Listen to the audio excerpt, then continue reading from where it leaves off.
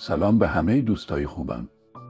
اگه شما هم عاشق معماری هستین یا دنبال یاد گرفتن طراحی مجتمع‌های مسکونی به شکل حرفه‌ای می‌گردین، امروز یک کتاب خیلی خفن براتون دارم.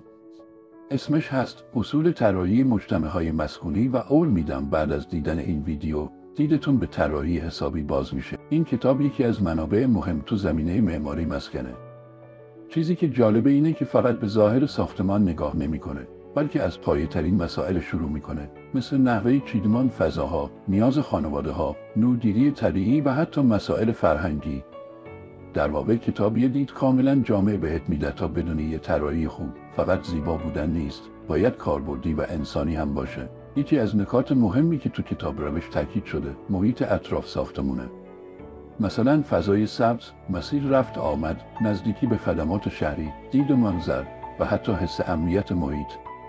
یه مجتمع خوب فقط یه ساختمون نیست، یه اجتماع کوچیکه که مردم توش زندگی میکنن.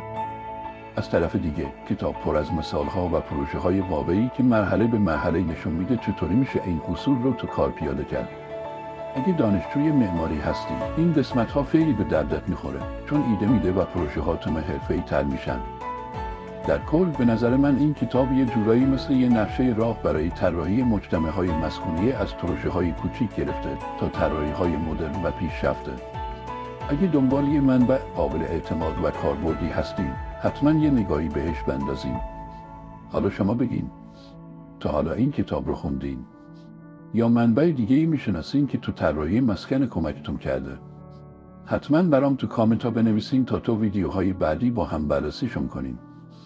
اگه از این ویدیو خوشتون اومد حتما لایک کنین و اگه تازه اینجایین سابسکرایب یادتون نره تا ویدیوهای بعدی رو از دست ندین.